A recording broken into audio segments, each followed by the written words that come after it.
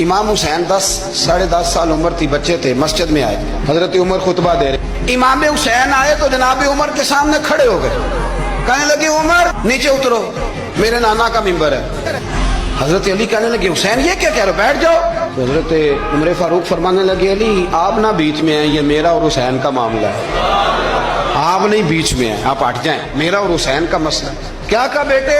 کہا عمر اترو، میرے نانا کا ممبر ہے۔ اتنا بڑا آدمی جسے کیسر و کسرا ہلا نہ سکے، جو درہ مارے تو زمین کا زلزلہ رک جائے، جو سورج کو حکم دے تو سورج چہرہ بدل جائے، وہ شخص جو دریا کو خط لکھے تو خشک دریا بہنے لگے، عمر اترو میرے نانا کا ممبر ہے۔ فاروق اعظم زمین پہ اتر آئے، ہاتھ باندھ کے کھڑے ہو، کہنے لگے حسین میں اتر گیا ہوں پتر، ممبر تو تیرا ہے یا تیرے نانا کا؟